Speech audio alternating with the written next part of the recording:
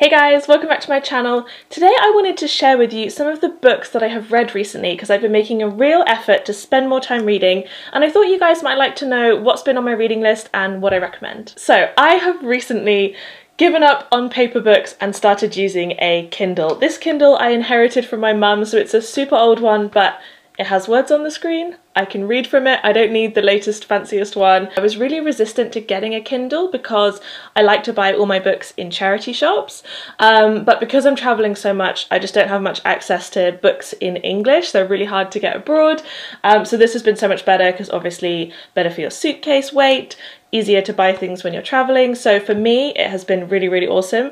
But I think if at some point I'm based back in the UK, I will definitely go back to buying my books in charity shops, supporting secondhand. So this is going to be a list of the books that I have read so far this year. It's quite a long list, so I'm going to try and pick up the pace and get through them really quickly. So the first one will be super quick because I've already done an entire dedicated video on it, which I will link up at the top, but it's called Doing Good Better by William McCaskill. It's all about how to give money to charity more effectively, how to make more of a difference in the world by choosing wisely where you invest your money and where you invest your time. So go watch a dedicated video on that. It is one of the best books I've ever read. I found it pretty life-changing, so if that's not a good recommendation, then I don't know what is. The next was totally different, and it is Everything I Know About Love by Dolly Alderton. She is a British journalist, and I listen to her podcast. It's one of my favourites, called The High Low. And I've also done a whole video about the podcast that I like, so you can go see my full review of their podcast over there. But the book is her kind of autobiography, and it's all about relationships, like friendships and love, kind of through her university and teenage years. She's had a pretty whirlwind life, but a lot of it was really relatable. All the stuff about weddings or hen parties, and she comes from a similar world to me, so I found it really amusing, very moving, a very easy read that was also very engaging, really moving and also really hilarious. I very much enjoyed it, and I'd recommend it to anyone my kind of age, my kind of demographic. Brilliant read. Next is The Memory Shop, and this book is all about someone who moves from London to a little tiny town, I think in Scotland, and she moves there to sell off all her grandparents' belongings. They've got this huge house with all these antiques in, and her plan is just to get the will and kind of ditch it all really quickly. But instead, she ends up opening a shop where she sells all the items individually as a vintage kind of secondhand collector. And it's all the little stories of the people who buy each item and why it means so much to them and why that item was kind of destined for them. And as someone who loves secondhand and kind of slightly secretly believes in all this stuff about how items kind of have a journey, and I love seeing the second life that they have, and as a thrifter and as a vintage fanatic, it was just the perfect book for me. It was so nice to hear all the different strands, and obviously all the characters kind of linking together, but it wasn't super chick flicky. I thought it was quite clever. There was some quite good twists. The overall relationship plot I found pretty predictable, but for me the beauty of it was about the items, and she gets very creative. She makes these amazing window displays, so as someone who has experience in retail and kind of interior design, and it just had so many elements that were perfect for me. So if that is something that takes your fancy, I'd really recommend this book. It was really beautiful. Next is probably my number one recommendation from this whole list. This is a non-fiction book, so it's kind of a different vein to some of the others which are fiction, but it's called Essentialism. You might have already heard it, but it has honestly been the most powerful book I've read in a very, very long time. It's all about how you should have one singular focus and goal in life and kind of be driven by what you truly want, and then everything that you do contributes to that, and you're just way more linear. And the analogy that they have is these two pictures where one of them is you're just doing it, you're just making progress, you're moving forwards, and the other one is this big tangle of all the things that you're doing and you're not quite sure if they contribute, and you're not quite sure if it's taking you in the direction that you want. And this one I found extremely relatable. I imagine you probably do as well. Life just becomes this running wheel, a frenzy of trying to make a difference and trying to achieve all these different goals that you have, but you feel like a lot of the things you're doing are just because you feel like you should, or you feel like it's contributing but it's actually not. And what I love about essentialism is that idea of just cutting out 90% of the things that you do, or the things that take your time, or the things that take your mental capacity, and just zoning in on what you want. It very much relates to minimalism, of not trying to have it all and not trying to do everything, but working out what you want and just pursuing that. And one of the things that really stood out to me, which is kind of one of the big phrases from it, is that if you don't choose what to do with your time, someone else will.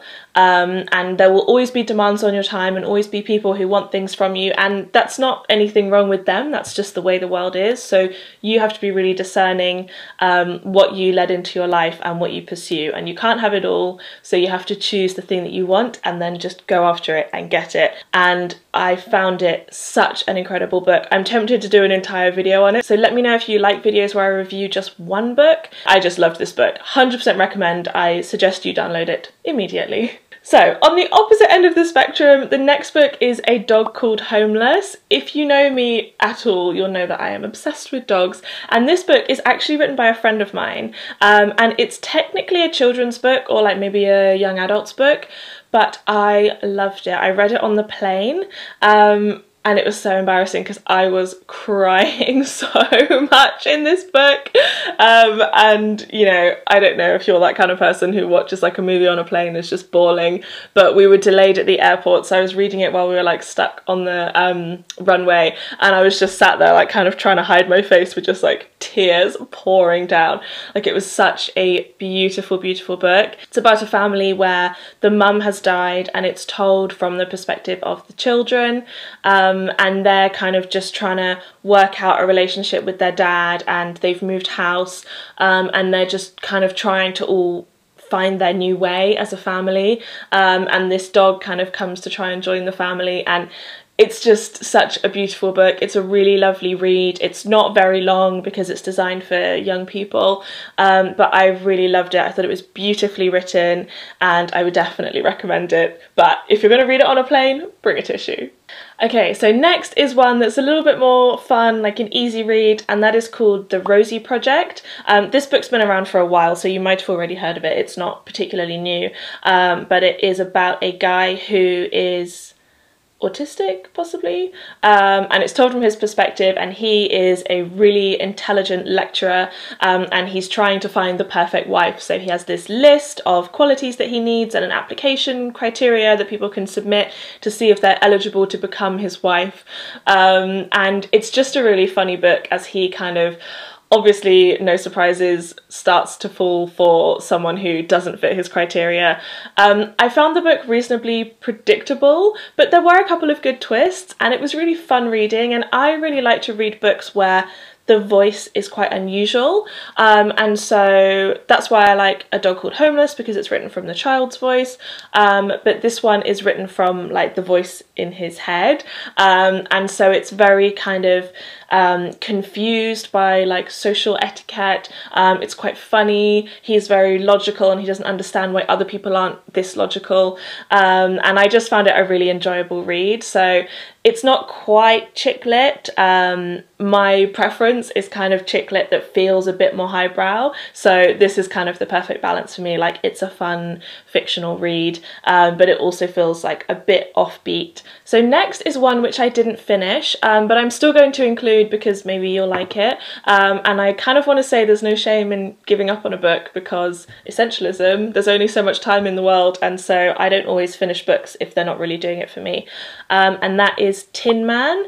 There was nothing really wrong with it, but I found the writing a bit too like verbose for me. It kind of didn't fit with the voice that goes into my head easily, I guess, so I found I had to really concentrate when I was reading it, and it was just a bit too sad. It's about an old man whose wife has died. He has a bad relationship with his parents, he's working in a factory and he's not really very happy, and I'm sure it probably turns around at the end, but I wasn't really enjoying how sad it was, and I felt like it was moving really slowly, and it was quite heavy reading for me. Just, I don't know, the sentence structure or something, I found it didn't really fit with the natural like rhythm of the voice when I'm reading.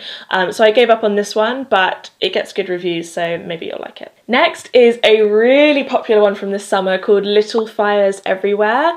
This is a book which I loved. I read it really fast. I found it very fascinating, very beautiful, and quite a few surprises. It's not often that they manage to keep the surprises from me and like have some big drama like that, but this one was very mysterious, and I was really interested to kind of hear how it all came out. It is about two different families, one of whom is very kind of upmarket. It's set in modern, like current day, one of whom is really wealthy, and you know, they have these three kids who are like, one of them's really sporty, one of them's really beautiful, and one of them's kind of a bit offbeat and doesn't really fit in. And then they are having a rental property for this other family, which are a single mum and her daughter, who, she's an artist, they're really nomadic, they move all the time, and these two families kind of get really embroiled with each other, and you know, there's relationships, and the kids almost feel like they belong in the other family, and the rich family kind of dig into the nomadic family's past and try and work out what their real story is. And it's very interesting, very dramatic. There's a lot going on, and I found it really enjoyable. A good, very kind of can't put it down type of read. Another one that a lot of people have been talking about is ELEANOR OUPHANT is Completely Fine. This one I thought was okay. It was quite easy reading, so I did finish the whole thing, but I found it very predictable, but it was nicely written. It's told from the story of a woman who has had a very oppressive mother, and it's from her perspective, so you can kind of hear her interactions with her mother on the phone and hear how oppressive her mother is and how much it's kind of messed up her life. You know throughout that her mother has done some kind of crime and she's been the victim of some kind of crime, but you don't really know what it is. And it does get revealed in the book, but it's kind of all quite mysterious, and it's about her trying to live like a semi-normal life. It's kind of similar to the ROSIE project in that the voice in her head is not what we would consider normal, and she is kind of moving through the world like confused about why people are doing these social norms, like buying rounds for each other at the bar. She's like, you owe me £3 for that drink, by the way. And so she kind of doesn't fit into like social norms, so it's interesting to see her kind of outside view of how we all just accept things.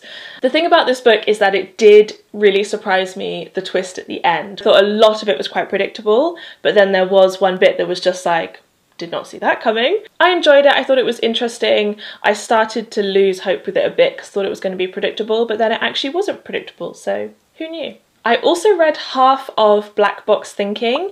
This is a non-fiction book, and it's all about how aeroplanes and pilots are very good at looking at what's gone wrong, even small things. They have a very blame-free culture of admitting mistakes. So pilots will say, for example, that billboard with lights on is too close to the airport and it nearly made me crash my plane, I got distracted. And there's no shame or guilt about admitting that you got distracted and nearly caused an accident. And it compares that to medicine, where there's a lot of kind of ego and people don't admit if they've made a mistake, and if someone dies, it's kind of like, oh, you know, medicine is complicated and we did our best. It's a really interesting book because it says that people in the medical profession are trying their best, they really care about their patients, they're very passionate about saving lives, and they're not deliberately hiding mistakes, but the systems around them make it so that mistakes and admitting them aren't rewarded, they're kind of suppressed, whereas in airlines, mistakes are very open and fixed, and there's a lot of examples of where in an airline something has happened which hasn't quite caused an accident, but they've immediately fixed it and then it's saved lives in the future, whereas in medicine it's seen as a bit more mystical and like systems can't help it. So it's a really interesting comparison. I only got halfway through because it was really kind of labouring the point of the same thing. It's just like medicine versus pilots, and I was like, I get it, what's next? And I think the second half of the book is going to be about a different topic, but I found it a bit repetitive, so I haven't finished it. But it was interesting, and I do try and read a mixture of fiction and non-fiction, so that was one of my non-fiction ones. And finally, the one that I just finished yesterday is The Children of Blood and Bone. I think this is probably a young adult novel. It reminded me a lot of The Hunger Games. It's a very similar story. As with The Hunger Games, the like love interest stuff is a bit predictable and a bit teenagery, I guess. You're kind of like, okay, you know, angst, you know, you like him, he doesn't like you back, shocker. I found the relationship part a bit boring, but the story part, it's told from Black tribes in Africa who are trying to bring back magic. So it's kind of a bit like Northern Lights meets The Hunger Games. So it's got magic and mystery and kind of wizardry, and they're on this like big mission to save the world, but then it's also got that Hunger Games vibes of being teenagers who are like destined to overthrow society and kind of fighting back to the man, and this group of misfits who band together. But I really enjoyed it, and the sequel is not out yet, so now I'm like tortured waiting for the sequel to come out. I think I might even have to pre-order it because I'm so excited. That is the list of all of my books. Next, I'm going to be reading The Age of Anomaly, which actually the author, who also has a YouTube channel, who contacted me saying he's just released this book, and it's all about how to predict big economic crashes before they happen. There's a lot about there in cryptocurrency, which is something I'm very interested in. So I will include a link to all of these books in the description box, and that's the next one I'm going to be reading. It looks really interesting. He is an economist and his channel is all about explaining economics kind of in like easy to understand layman's terms. But that's what I'm going to be reading next. Let me know if you have book recommendations. I am always open to new recommendations. I've been making a lot more time to read recently, so actually most of these books I've read in the past couple of months. I really hope you've enjoyed this video. Please don't forget to subscribe. Let me know if you like more book videos or any other video requests you've got. I'm always open to your requests. Have an amazing week, and I will see you in the next one. Bye!